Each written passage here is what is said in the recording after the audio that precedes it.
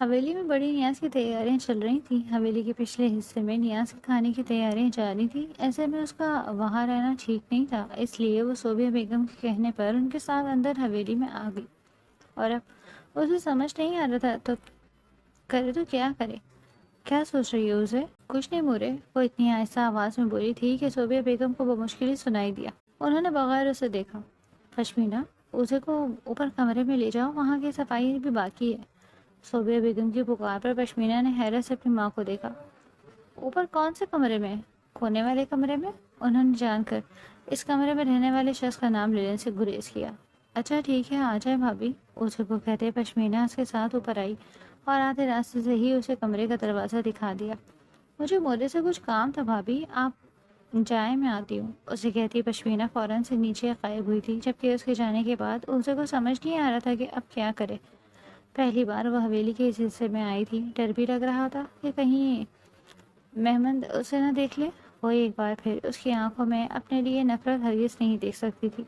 دھڑکتے دل کے ساتھ اس نے اوپر اس کمرے کی جانب قدم بڑھائے، دروازے کے پاس رک اس نے ہینڈل پر ہاتھ رکھا۔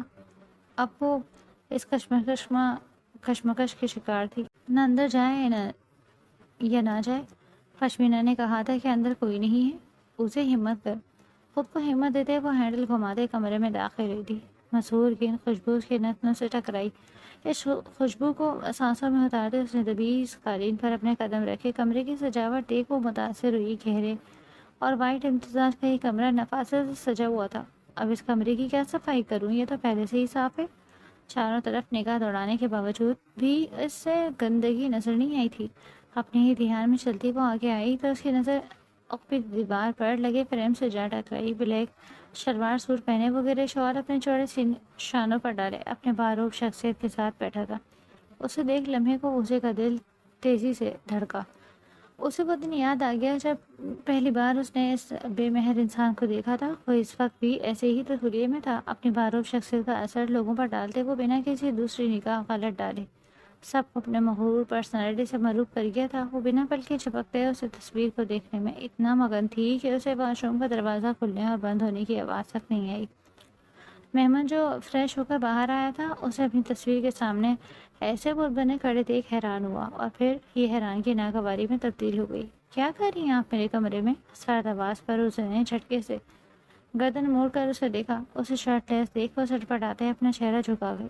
آپ یہاں میرے کمرے میں کھڑے ہو کر آپ مجھ سے یہ سوال کر رہی ہیں؟ تعجب کی بات نہیں ہے؟ اس کا انداز صرف مذاق اڑاتا محسوس ہوا تھا۔ اسے جبھی بے دردی سے لب کاٹنے اس نے مہمان کی طرف دیکھنے سے گریز کیا، جو بے شرموں کی طرح اس کے سامنے شرٹ لیس کھڑا تھا۔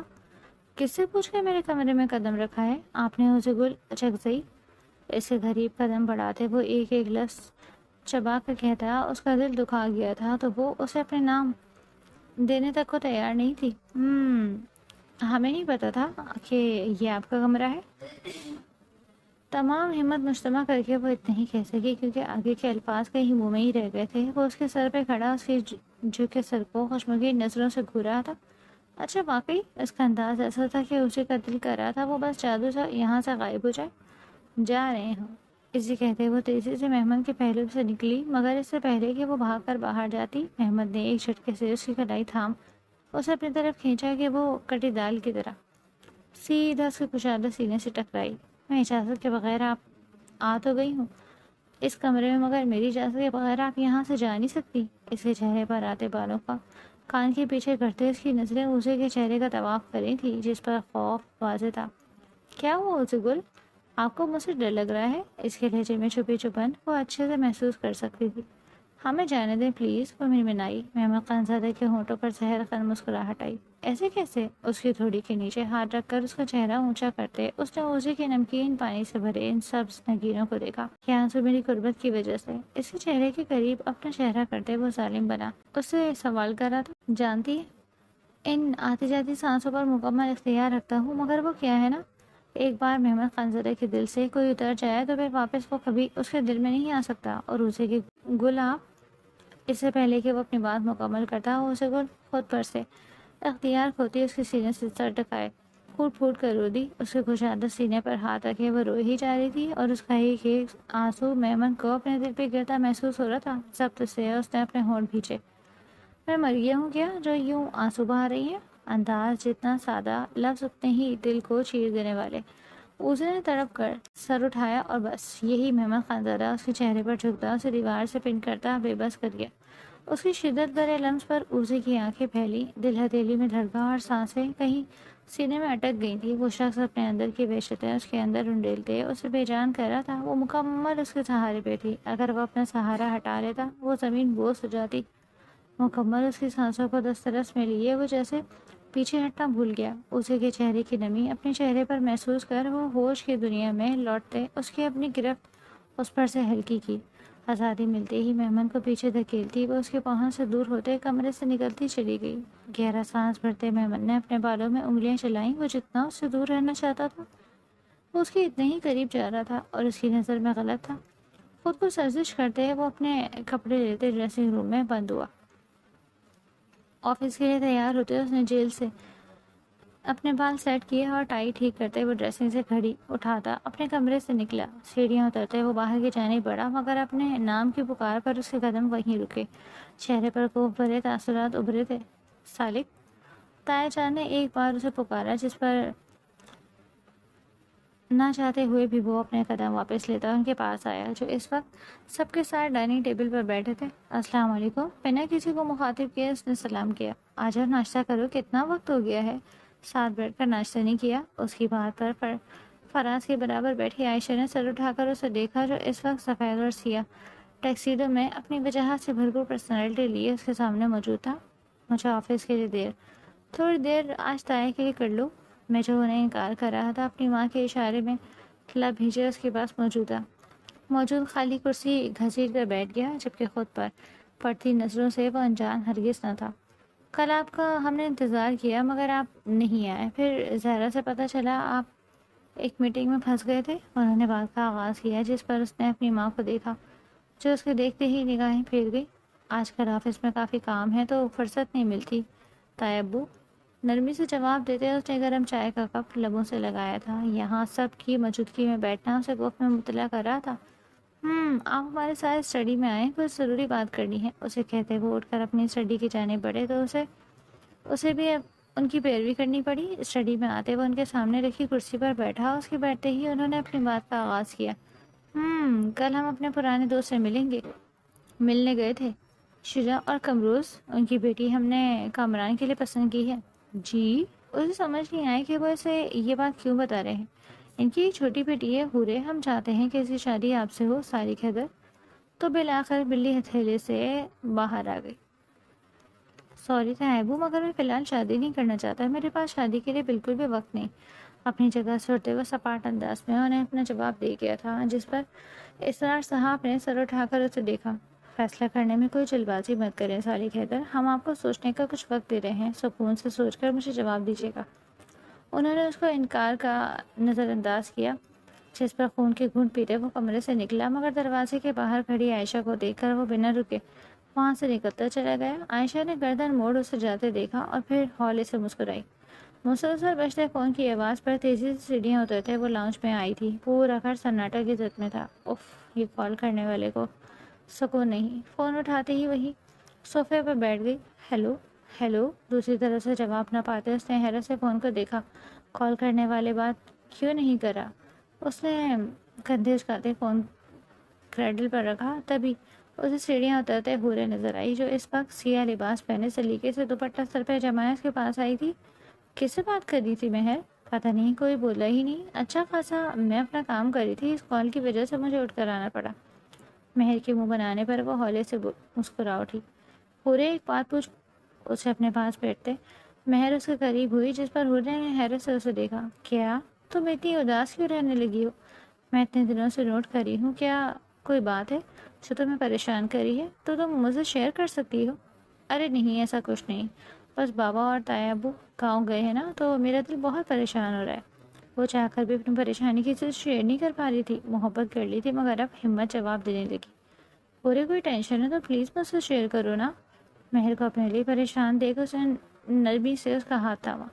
ایسا کچھ نہیں ہوا ہے، بس ٹھیک ہے، میں کچھ بنا کر لاتی ہوں، بھوک لگ رہی ہے بہت۔ مہر کو کہتی وہ اٹھ کر کچن میں آ گئی۔ آنے والے وقت کا سوچ سوچ کر اسے ہول اٹھ رہے تھے۔ اپنا دھیان ساری سوچوں سے ہٹاتے وہ اپنے آپ کو کام میں مصروف کرنے لگی۔ گاڑی سے اترتے وہ تیزی سے اندر کی جانب بڑھا، مگر سامنے لاؤنج میں بیٹھے شخص کو دیکھ اس کے چہرے کے تاثرات فوراً سے تبدیل ہوئے۔ تو یہاں میرے یار، دونوں بائیں وا کیے اور مکان خان نے التمش کو دیکھا جو بنا وقت ضائع کیے اس کے سینے سے لگا تھا۔ میرا بھائی، میرا یار، اسے خود میں بھیجتے وہ وہاں موجود سب کے چہرے پر مسکراہٹ بکھیر گیا۔ کمینے، واپس کب آیا؟ اور مجھے بتانا بھی ضروری نہیں سمجھا؟ اگر بتا دیتا تو یہ خوشی کیسے دیکھ کر تیرے چہرے پہ؟ اس کے گلے میں بازو ڈالے وہ چہکا۔ چل آجا کمرے میں چلے۔ اس کے ساتھ لیے وہ کمرے میں آیا اور بیڈ پر گرنے کے انداز میں بیٹھا، جبکہ التمش وہیں اس کے سامنے موجود صوفے پر بیٹھا تھا۔ یہ سب کیا ہو رہا ہے جان؟ پھر اس زمین کی وجہ سے خود کو پریشان کر رہے ہیں؟ وہ سنجیدہ تھا۔ ارمغان سیدھا ہوا۔ وہ اس کے تایا کا بیٹا تھا اور اپنی ماں کے ساتھ بھلے نئے زندگی کی شروعات کرنے گیا تھا، مگر اس کے ددیال والوں نے اسے اکیلا نہیں چھوڑا۔ ان کو برباد کرنے کے لیے اس زمین کا ٹکڑا کافی نہیں، اسی لیے تو میں نے اس بار ان کی بہت قیمتی چیز پہ ہاتھ مارا ہے۔ ارمغان کی بات پر وہ چونکا۔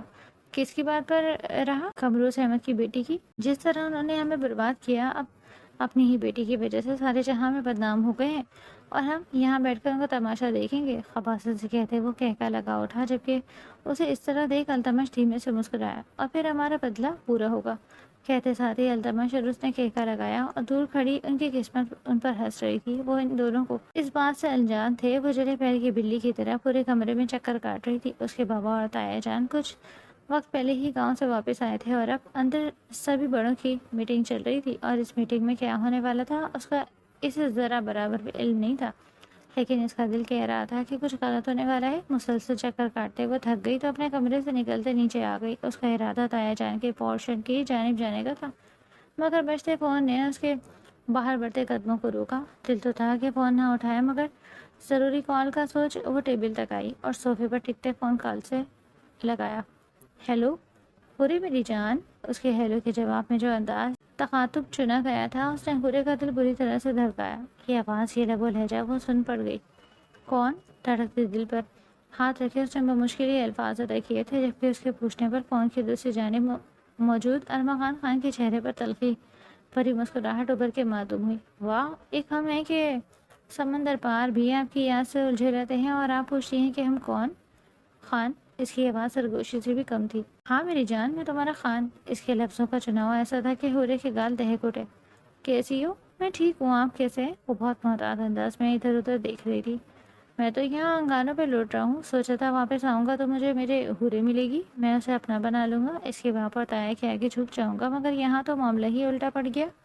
وہ لہجے میں تھکان و بے بسی لیے گویا ہوتا ہورے کا دل زخمی کر گیا۔ کاش وہ مجھے اپنے ہاتھوں سے مار دے۔ آپ ایسے کیوں کہہ رہے ہیں خان؟ وہ فوراً سے تڑپتی، جبکہ اس کے تڑپنے پر ارمغان خان مسکرایا۔ میں اپنے گھر والوں کو بھیجنا چاہتا ہوں پورے، میں اب مزید تم سے دور نہیں رہ سکتا۔ وہ جیسا خود سے ہار گیا۔ خان، مجھے بس ایک بات کا جواب دو پورے، اگر تمہارے گھر والے نہ مانے تو کیا تم میرے ساتھ چلو گی میری دنیا میں؟ وہ یہ اس سے کیا پوچھ رہا تھا، اسے کیسے امتحان میں ڈال رہا تھا؟ اس سے پہلے کہ وہ کوئی جواب دے دی، قدموں کی چاپ اس کو کھٹاک سے فون کریڈٹ پر رکھتے بھاگ کر اپنے کمرے میں آئی اور دروازہ اچھے سے لاک کیا۔ دل تھا کہ باہر نکلنے کو بےتاب ہو رہا تھا۔ پورے کہاں ہو بیٹا؟ اپنی ماں کی آواز پر اس نے بمشکل خود کو سنبھالتے اپنا آنسوؤں سے تر چہرہ صاف کیا اور خود کو مضبوط کرتے ہوئے دروازہ کھول باہر آئی۔ جی امی، کہاں تھی بیٹا؟ کب سے آوازیں دے رہی ہوں۔ وہ امی، اچھا سنو، شام زوہا کا نکاح ہے، اس لیے وقت بہت کم ہے، تم میرے ساتھ آؤ۔ نکاح؟ اس نے حیرت سے اپنی ماں کو دیکھا۔ ابھی کچھ دن پہلے ہی تو لڑکے والے زوہا کو دیکھ کر گئے تھے، اور اب اچانک نکاح؟ کوئی سوال؟ بیٹا سوال مت کرو، بس جلدی سے تیاری کرو، مغرب کے بعد زوہا کا نکاح ہے، ہم مزید دیر نہیں کر سکتے۔ اسے اپنے پیچھے آنے کا کہتے وہ اندر اپنے کمرے کی جانب بڑھی، تو ناچار اسے بین کے پیچھے جانا پڑا۔ بھائی صاحب، زوہا کا نکاح تو ہو رہا ہے، مگر آگے گھر میں اور بھی بچیاں ہیں، ہم کیا کریں گے؟ قمروز احمد نے پریشانی سے اپنے بھائی سے پوچھا۔ وہ خود کرسی پر بیٹھے گہری سوچ میں گم تھے۔ دیکھو قمروز، اس شخصی دشمنی فنکار ساتھ ہے، وہ سب سے پہلے تمہاری کمزوریوں پر وار کرے گا، اس لیے وقت رہتے ہمیں سویا اور ہورے دونوں کو محفوظ کرنا ہے۔ لیکن بھائی صاحب، ہورے ابھی چھوٹی ہے اور اس کے لیے کوئی رشتہ بھی نہیں۔ جانتا ہوں کمروز، مگر ان لوگوں کا نشانہ ہمارے گھر کی بیٹیاں ہوں گی۔ آزوہ کا نکاح ہو جائے، اس کے بعد اسرار سے بات کرتا ہوں کہ اس کا بھتیجا بہت لائق ہے، وہ ضرور ہورے کو اپنی بہو بنا لے گا۔ وہ جیسے سارا کچھ سوچے ہوئے تھے۔ کمروز احمد راضی تھے یا نہیں، مگر وہ چپ ضرور ہو گئے تھے۔ اب تم جاؤ، نکاح کی تیاریاں کرو، جو ہوگا ہم مل کر دیکھیں گے۔ انہیں ایسے ہی کھڑا دیکھ شجاع احمد نے کہا، جس پر وہ سر ہلاتے باہر کی جانب بڑھے۔ آگے کا کیا پلان ہے محترم؟ التمش نے بالکنی میں ریلنگ سے ٹیک لگائے کھڑے ارمغان کو دیکھ سگریٹ سلگایا۔ کسی کو تباہ کرنے کی تیاریاں، اور کیا؟ خمینگی سے ہنستے اس نے التمش کے ہاتھ سے سگریٹ لیے لبوں پر لگایا، جس پر التمش نے اسے گھور کر دیکھا۔ تجھے لگتا ہے وہ لڑکی مان جائے گی تیرے ساتھ آنے کے لیے؟ وہ پاگل ہے میرے پیچھے۔ جب وہ اپنے باپ کے دشمن سے محبت کر سکتی ہے تو اس کے ساتھ آگے بھی بڑھ سکتی ہے۔ ایک بات بتا، کیا تجھے اس تمام عرصے میں ایک بار بھی اس سے محبت نہیں ہوئی؟ نہیں، ارمغان نے بنا سوچے سمجھے فوراً سے جواب دیا۔ میں اسی قربت نفرت کے غرض سے کیا تھا، اور مجھے اس سے نفرت ہی کرنی تھی۔ ہاں، اسے خود سے محبت کرنے پر مجبور کرنا تھا، جو کہ میں کر چکا۔ اب بس مجھے اس دن کا انتظار جب کمروز احمد ہمارے قدموں میں گرے۔ اس کی آنکھوں میں انتقام کی آگ تھی۔ التمش نے اس کا سرخ چہرہ دیکھا اور پھر سر جھٹک کر باہر کی جانب دیکھنے لگا، جہاں تا حد نگاہ ہریالی ہریالی تھی۔ ایسے میں کسی کا چہرہ چھن سے اس کی آنکھوں کے سامنے آیا۔ چہرے پر الوہی مسکراہٹ احاطہ کیا۔ آپ کیوں مسکرا رہے ہیں؟ سب خیریت تو ہے؟ ارمغان نے اسے مشکوک نظروں سے دیکھا، جس پر التمش کی مسکراہٹ فوراً سے سمٹی۔ آپ کیا مسکرانا بھی گناہ ہے؟ گناہ کا تو پتہ نہیں، لیکن تو جیسا بندہ اگر مسکرائے تو لازمی کچھ گڑبڑ ہے۔ بکواس بند کر اور اپنے کام پہ دھیان دے، نہ کہ سارا پلان برباد ہو جائے۔ اسے کہتے ہوئے اس کے پاس اٹھتا باہر آ گیا۔ اس سارے مسئلے میں الجھ کر وہ خود کو بھی بھول گیا تھا، لیکن اس نے سوچ لیا تھا کہ یہاں سے فارغ ہوتے ہی وہ اس حسین لڑکی سے بات کرے گا جو اس کی نیندیں حرام کر کے خود سکون سے بیٹھی تھی۔ محمد آئینے کے سامنے کھڑا اپنے بال سیٹ کر خود پر پرفیوم چھڑک رہا تھا، جب نیچے سے آتش شور نے اس کی جانب توجہ اپنی جانب مبذول کروائی۔ پرفیوم کی بوتل ڈریسنگ پر رکھتا وہ کمرے سے باہر آیا تو نیچے عجیب سی ہلچل تھی۔ پشمینہ کیا ہوا ہے لالا؟ اسے میرا مطلب اسے باہر آنکھ کے پاس گر گئی ہے۔ اس کے سر پہ دھماکہ کرتی وہ وہاں غائب ہوئی، جبکہ اس کی تکلیف کا سن وہ بنا لمحہ ضائع کیے تیزی سے سیڑھیاں پھلانگتے ہوئے حویلی کے پچھلے حصے کی جانب آیا، جہاں وہ صوبیہ بیگم کے حصار میں چھپی سسک کر رو رہی تھی۔ اسے کیا ہوا؟ اسے وہ سب کو ہٹاتا اس کے پاس آیا، جس کی گردن اور ہاتھ بری طرح سے سرخ ہو چکے تھے، جبکہ پاؤں سے خون رس رہا تھا۔ اس کی حالت دیکھو۔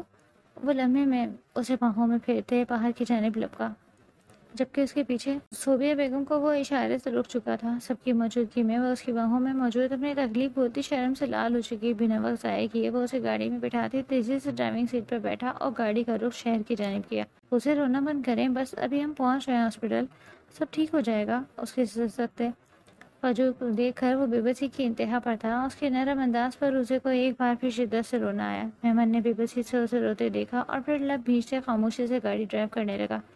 گاڑی ایک جھٹکے سے اسپتال کے باہر رکی تو وہ آگے آ کر اسے کی جانب آیا اور دروازے کھول کر اس کے منع کرنے کے باوجود باہوں میں لیے پیر سے دروازہ بند کرتا اسے اندر بڑھا گیا۔ اسے دیکھتے ہی ڈاکٹر فوراً سے اسے کے پاس آئی۔ اسے کو بیڈ پہ لٹاتے اس نے بے چینی سے ڈاکٹر کو دیکھا، جو اسے کا زخم دیکھ رہی تھی، جبکہ اسے سر جھکائے بس آنسو بہانے میں مصروف تھی۔ زیادہ گہرے زخم نہیں ہے؟ ایسے کیسے زیادہ زخم نہیں ہے؟ آپ غور سے دیکھیں کیسے ان کے ہاتھ لال ہو رہے ہیں۔ پیر پر دیکھیں۔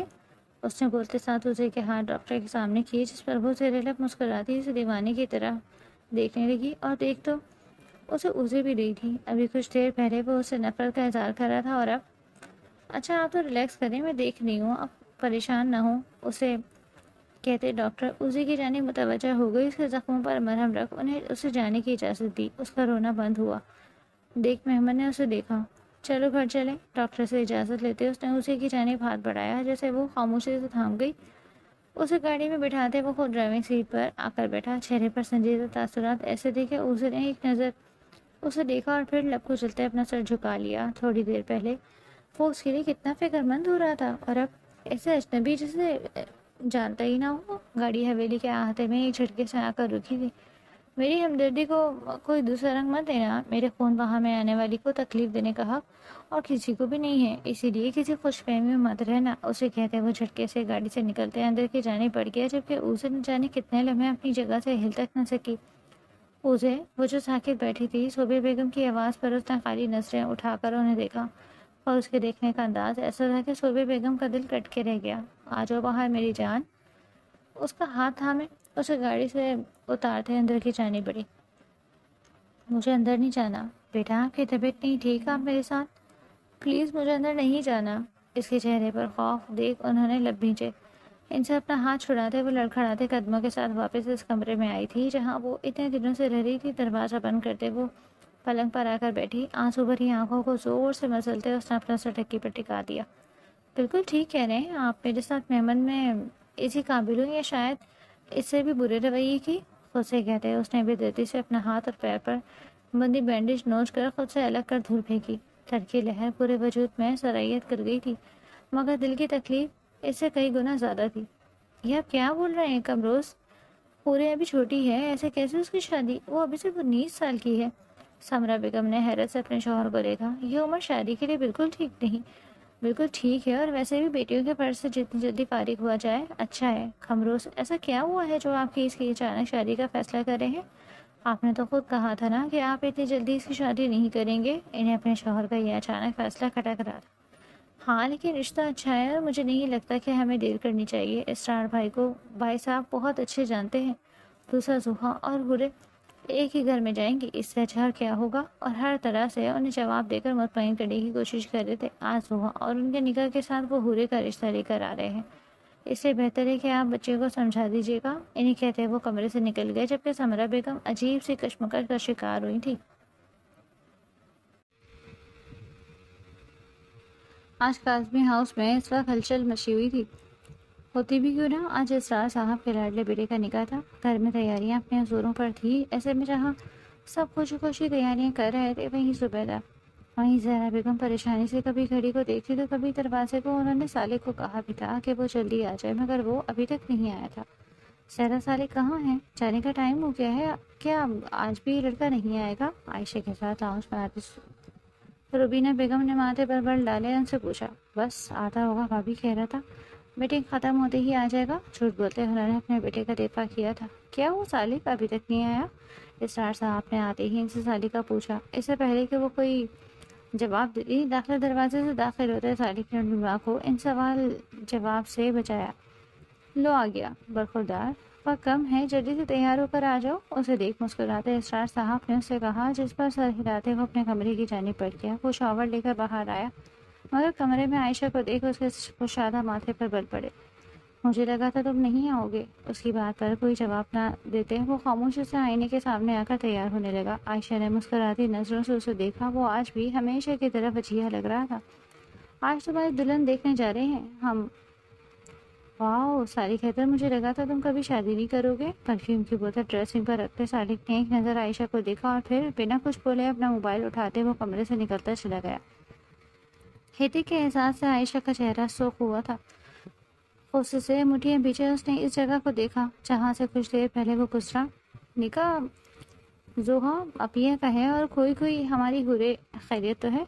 फतीना इस वक्त जोहा के कमरे में मौजूद उसकी तैयारी में मदद कर रही थी, जबकि मेहरगुल हर थोड़ी देर बाद जोहा को छेड़ने अपना रुख हुरे की जाने पड़ चुकी थी। नहीं, ऐसे तो कोई बात नहीं, धीमे से मुस्कुराते वो इतना ही कह सकी। हुरे बच्चे, अब आप अभी तक तैयार नहीं हुई? मेहमान आने वाले होंगे, चाहें आप जाकर तैयार हो फौरन।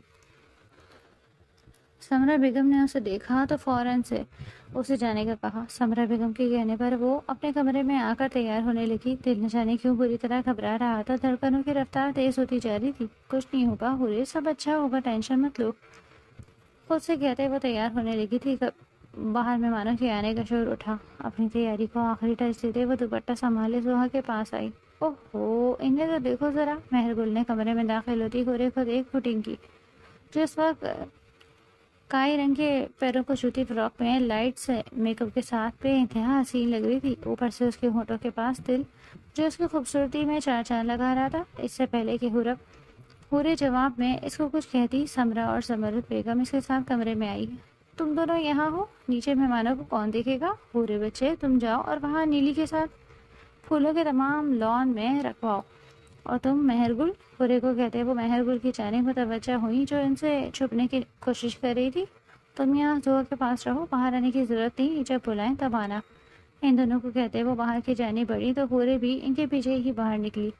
قاسمی ہاؤس کے لان کو خوبصورتی سے سجایا گیا تھا۔ نکاح کا انتظام سارا لان میں ہی کیا گیا تھا۔ اپنی ٹیبل پر بیٹھے سالک نے ایک نظر باقی مہمانوں پر ڈالی اور واپس سے موبائل کی جانب متوجہ ہو گیا، مگر یہاں سگنلز کا ایشو اس قدر تھا کہ اسے مجبوراً اپنی جگہ سے اٹھنا پڑا۔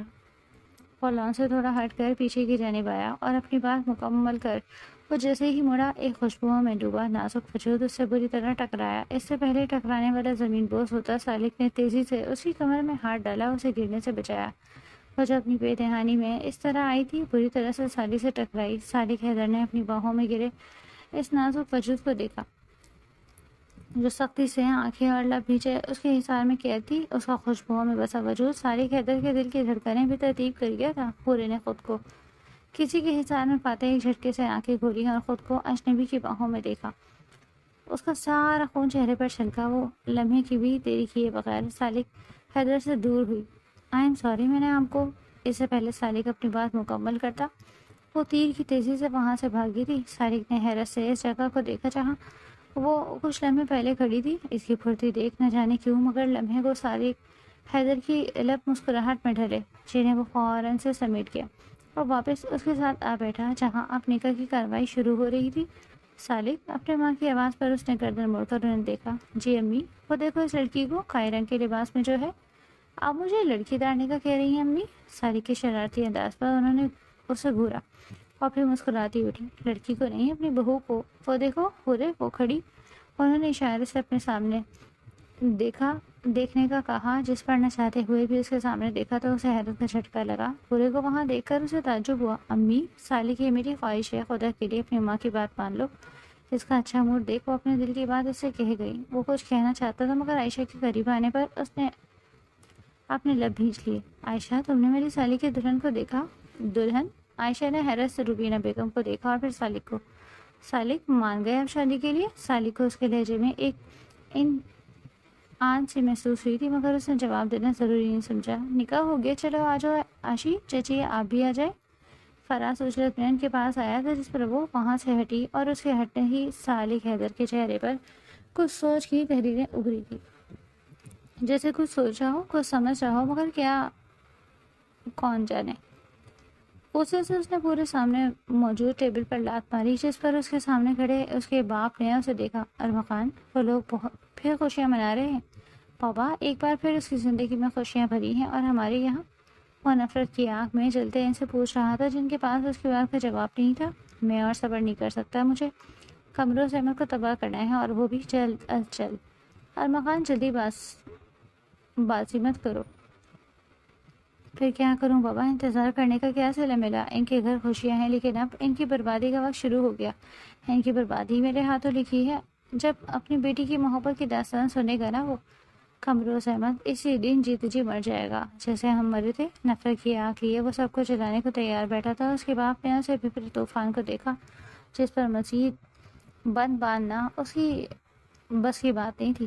وہ جب سے اسپتال سے آیا تھا آنکھیں بند کیے اپنے کمرے میں پڑا تھا اور اسے کسی سے کوئی سروکار نہیں تھا۔ دل جل رہا تھا اور بری طرح سے جل رہا تھا۔ اس نے سرخ ہوتی آنکھیں کھولی اور پھر واپس بند کی تو وہ دن چھم سے اس کی آنکھوں کے سامنے آئے جس دن اس نے پہلی بار اس پری پیگر کو دیکھا تھا۔ وہ پشمینہ کے کام سے کالج آیا تھا اور اب باہر کھڑا وہ پشمینہ کو منتظر تھا جب اچانک اسے کسی کے ہنسنے کی آواز آئی۔ عادت کے برخلاف اس نے گردن موڑ کر آواز کی جانب دیکھا، پھر دیکھتا رہ گیا۔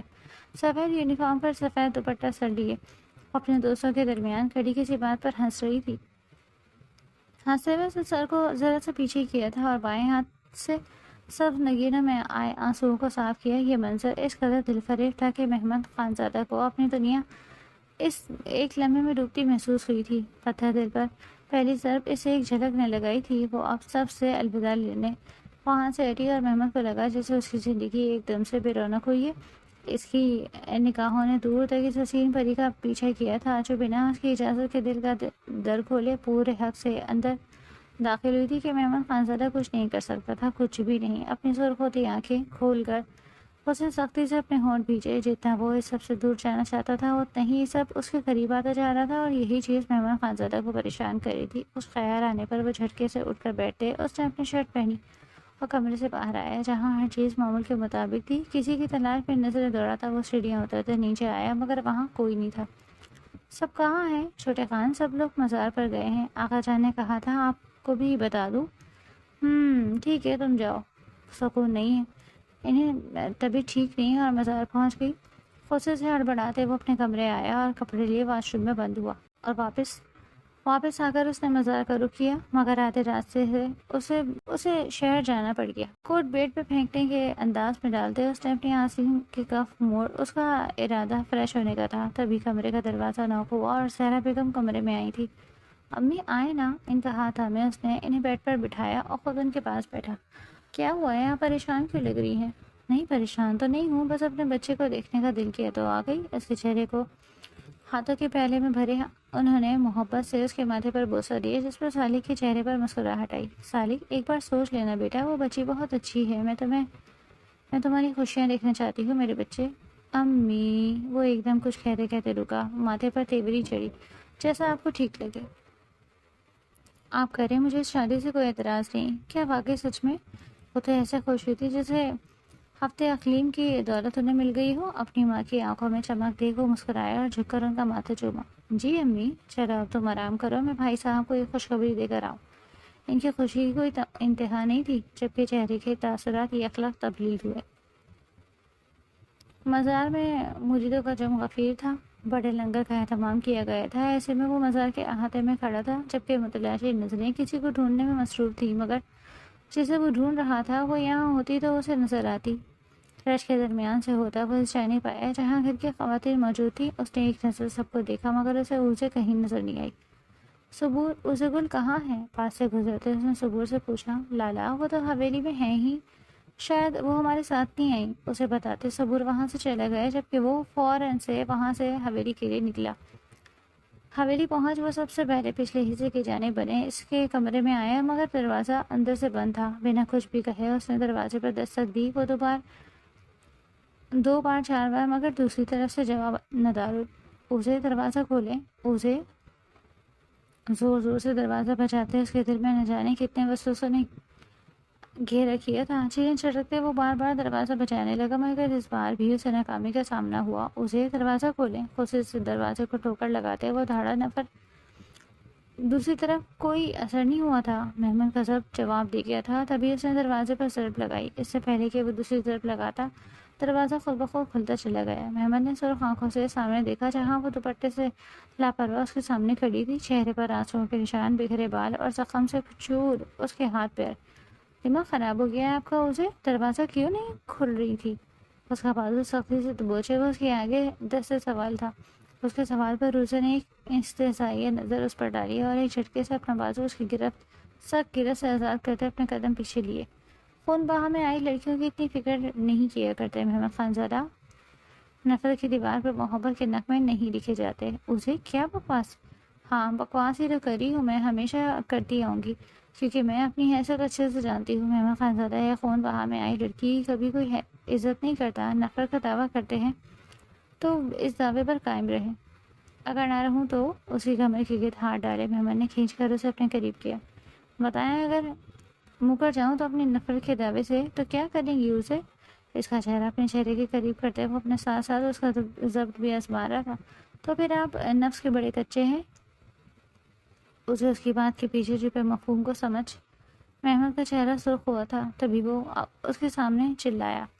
اس کے غصے پر اسے کے چہرے پر مسکراہٹ آئی, پوری اسرار سے مسکراہٹ. کیا ہوا؟ برا لگا؟ مجھے بھی برا لگا تھا جب آپ نے مجھے خون بہا کے نام پر بھری محفل میں رسوا کیا تھا. نفرت کرتی ہوں میں آپ سے محمد خان زادہ, نفرت. آپ ایک ہوس کے پجاری انسان ہیں. میرا بس چلے تو آپ کے اپنے وجود کو نوچ ڈالوں. اس کے سینے پر ہاتھ مارتے وہ غصے سے چلائی. ہوس؟ کون سی ہوس اسے بی بی؟ کون سی ہوس؟ وہ سے زیادہ تیز چلایا. اسے کو اپنا دل رکتا ہوا محسوس ہوا مگر خود کو مضبوط کیے وہ ڈٹی رہی. اب ہمدردی کے قابل ہی نہیں تھے. اسے کہتا ہی کمرے سے نکلتا چلا گیا اور اس کے جاتے ہی وہ گھٹنوں کے بل زمین پر گری اور پھر روتے چلی گئی. زندگی نے کیسا بھیانک مذاق کیا تھا اس کے ساتھ. اپنے ہاتھوں کو دیکھ وہ ایک بار پھر سے سکتے گھٹنوں میں منہ دے گئی.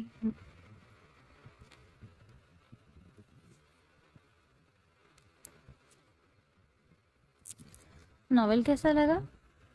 اپنی رائے کا اظہار کریے گا۔ کالج کی گیٹ سے نکلتے وہ سیدھے روڈ پر چلنے لگی، جبکہ نگاہیں کسی متلاشی۔ اب تو اتنے دن گزر گئے تھے مگر وہ شخص اسے واپس نظر نہیں آیا تھا جو ایک ہی ملاقات میں اس کے دل پہ اپنی چھاپ چھوڑ گیا۔ تڑپتے دل کی خاطر وہ آج ایک بار پھر ڈرائیور کا انتظار کیے بغیر باہر آ گئی تھی۔ دل میں ایک آس تھی کہ شاید وہ ایک بار پھر کہیں سے آ کر اسے کچھ کہے، اس سے بات کرے، مگر آج بھی اس کی امید ٹوٹی تھی۔ پھوچل دل کے ساتھ وہ واپس کالج کے راستے جانب گئی۔ سامنے سے آتا اس کا ڈرائیور اس کے پاس رکا۔ اس کے سوالوں کے سرے سے نظر انداز کرتی وہ خاموشی سے گاڑی کی پچھلی سیٹ پر بیٹھے سر سیٹ کے پشت ٹکا کر آنکھیں موند گئی۔ گھر پہنچ کر بھی اس کے موڈ میں کوئی تبدیلی نہیں آئی، مگر اپنی ماں کے چہرے پر رونق دیکھ وہ ٹھٹکی ضرور تھی۔ مہرگل، اتنی دیر کر دی لڑکی، کیا ہوا؟ سب ٹھیک ہے؟ امی، سب ٹھیک نہیں، بہت ٹھیک ہے، اپنے ہورے کا رشتہ ہو گیا ہے۔ ان کی بات پر اسے خوشگوار حیرت نے گھیرا۔ کیا واقعی؟ ایسے اچانک؟ کس کے ساتھ؟ کون ہے؟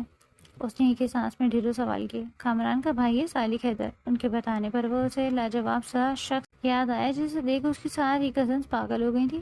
میں ابھی آتی ہوں ہورے کے پاس سے۔ ارے پہلے چینج تو کر لو۔ آ کر کرتی ہوں امی، ابھی اپنی چھوٹی سے مل تو لوں۔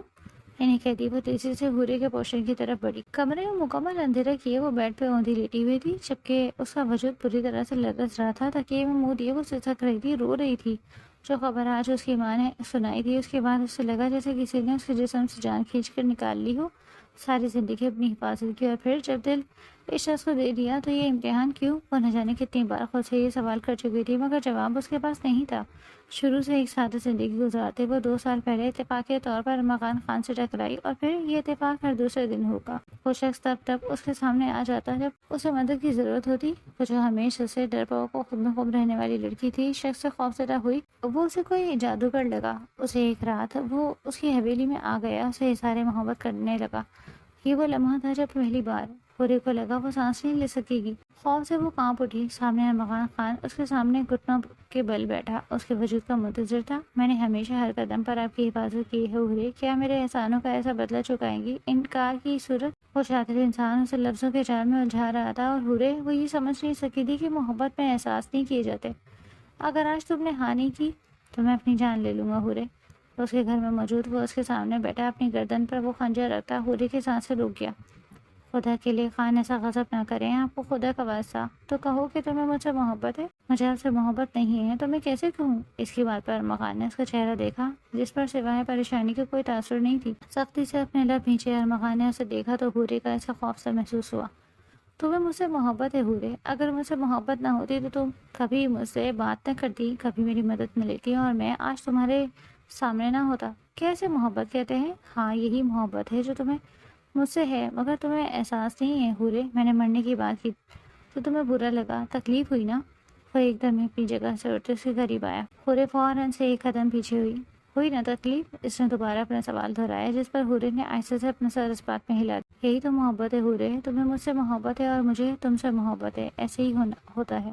اپنی باتوں کو اس کے دماغ میں وہ اس بات کو اچھے سے بٹھا دینا چاہتا تھا، اور وہ کچے ذہن کی لڑکی اس کی باتوں میں آ بھی گئی۔ پاپا ہمیں جان سے مار دیں گے، میں سب کو منا لوں گا میری جان۔ اس کا ہاتھ تھامے وہ اس کے قریب ہی ہوا تھا کہ ہورے کھا کر اس سے دور ہوئی۔ آپ خدا کے لیے جائیں یہاں سے، کوئی آ جائے گا۔ آج سے جا رہا ہوں مگر کل پھر آؤں گا اپنی محبت سے ملنے۔ اس کے کہتا وہ جیسے آیا تھا ویسے ہی واپس پلٹ گیا۔ اس کے جاتے ہی ہورے کی رکی سانسیں بحال ہوئی تھی، مگر اس کے بعد یہ سلسلہ رکا نہیں تھا۔ ارمغان ہر دوسرے دن یہاں موجود ہوتا اور اس کی مدد میں نیلی سب سے آگے تھی۔ وہ روز اسے اس بات کا یقین دلاتی کہ وہ دونوں ایک دوسرے سے محبت کرتے ہیں، اور اس کے جانے کے بعد نیلی اس کا یہ کام کرتی۔ مہرگل شہر میں تھی، وہ چاہ کر بھی اس سے کچھ شیئر نہیں کر سکی، اور پھر اسے اپنی محبت کا وعدہ دیتے ارمغان پاکستان سے چلا گیا۔ جب واپس آنے کا وعدہ دے کر وہ ہمیشہ کے لیے شہر آ گئی، اور اب جب وہ واپس آ گیا تو یہ سب ہورے مہرگل کی آواز پر وہ ماضی کی یادوں سے نکلتے فوراً سے اٹھ بیٹھی اور اپنا آنسوؤں سے تر چہرہ صاف کیا۔ یاد اندھیرا کر کے کیوں بیٹھی ہو؟ کمرے کی لائٹس آن کرتے وہ بیڈ پر اس کے پاس آ کر بیٹھی، مگر اس کا چہرہ دیکھ وہ چونکی۔ تم رو رہی ہو ہورے؟ اسے شدید قسم کا جھٹکا لگا۔ اس کے پوچھنے کی دیر تھی، آنسو ایک بار پھر پلکوں کی بار توڑ کر آرزو پر بگھرتے چلے گئے۔ ہورے میری جان کیا ہوا ہے؟ ایسی کیوں رو رہی ہو؟ اس کی پیٹھ سہراتے مہر پریشان ہوئی تھی۔ کچھ تو بولو ہورے۔ اس کی مسلسل چپ نے اسے نہ جانے کتنے اندیشوں میں مبتلا کر دیا۔ ادھر دیکھو کیا ہے، مجھے بتاؤ نا ہورے، ایسے کیوں رو رہی ہو؟ کیا تم اس رشتے سے خوش نہیں ہو؟ مہر کے پوچھنے پر وہ ایک دم سے تھم گئی۔ ہمیں اس گھر کو چھوڑ کر کہیں نہیں جانا مہر، اس کی گلی سے لگتے وہ سسکی، اور اس کی بات پر مہر کے چہرے پر مسکراہٹ آئی۔ بس اتنی سی؟ اور رونا تو دیکھو، چپ ہو جاؤ، اور ابھی کہیں نہیں جا رہی ہو تم، سمجھ آئی تمہیں؟ اس لیے رونا بند کرو۔ اسے اپنے ساتھ لگاتے مہر نے اسے چپ کروایا، مگر وہ دونوں کہاں جانتی تھی کہ آنے والا وقت ان کی سوچ کے مطابق نہیں چلنے والا۔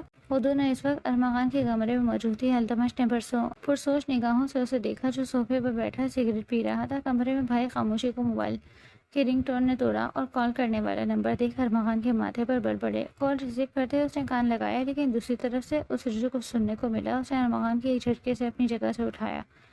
کیا ہوا؟ اپنی بیٹی کا رشتہ طے کر دیا؟ انہوں نے التمش کو ایک بار پھر جیت جائیں گے سائڈ ٹیبل پر رکھا، واز زمین پر پھینکتے وہ غصے سے پاگل ہو رہا تھا۔ ارمغان ہوش کر پاگل ہو گیا ہے؟ ہاں میں پاگل ہو گیا ہوں، مجھے ان سے بدلہ لینا ہے، ہر حال میں لینا ہے۔ التمش اس بار نہیں جیت سکتے، وہ نہیں جیتیں گے میرے بھائی، میں انہیں جیتنے نہیں دوں گا۔ ارمغان کو کندھوں سے تھامتے التمش نے اسے یقین دلایا، میرا وعدہ ہے تجھ سے، اور تو جانتا ہے میں کبھی وعدہ کر کے مکرتا نہیں۔ التمش کی باتوں پر ارمغان نے یقین کیا تھا۔ ہاں وہ اس دنیا میں صرف ایک انسان پر تو یقین کرتا تھا، اور وہ تھا التمش خانزادہ۔ چلو تھوڑی دیر باہر چلتے ہیں، بہت ہو گیا اس گھٹن زدہ ماحول میں رہنا۔ اسے چیئر اپ کرنے کی خاطر وہ اسے لے کر گھر سے نکلا، یہ جانے بغیر کہ ان کی غیر موجودگی میں بہت کچھ ہونے والا تھا۔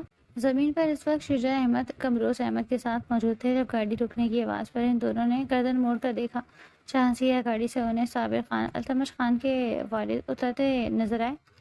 کیا کر رہے ہو تم یہاں؟ کیا میں تمہیں جواب دہ ہوں شجاع احمد؟ انہوں نے ہنکارا بھرا۔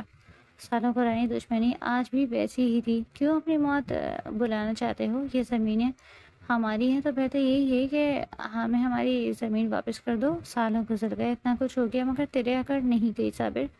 کمروز احمد نے ان پر وار کیا، جس پر وہ بلبلا اٹھے۔ بکواس بند کر اپنی۔ کیا ہوا؟ برا لگا؟ لیکن بات تو سچ ہے نا کہ تو کچھ نہیں سنبھال سکتا، تیرے بس کی بات ہی نہیں۔ کمروز احمد کی بات پر شجاع احمد نے انہیں کچھ بھی کہنے سے باز جو ہو گیا اسی کو تو ٹھیک کرنا ہے۔ اب یہ زمین ہماری ہے، اس کے مالک ہم ہیں، اور یہ ہماری ذمہ داری ہے کہ اپنی چیز کی حفاظت کریں۔ صابر خان کی بات پر کمروز احمد کہکا لگا اٹھے۔ تم نے پہلے کون سی ذمہ داری حفاظت کی ہے؟ تم اپنی عزت کی حفاظت کر سکتے نا، اسی زمین کی کر سکو گے؟ کمروز احمد کی بات پر بلبلاتے انہوں نے آگے بڑھ کر کمروز احمد کا گریبان پکڑا، جبکہ ان کے ساتھ آئے لوگوں نے ان دونوں بھائیوں پر بندوقیں تانی تھی۔ عزت کی بات مت کرنا، کیونکہ تیری عزت بہت جلد میرے بیٹے کے قدموں میں رولنے والی ہے۔ کیا نام ہے تیری بیٹی کا؟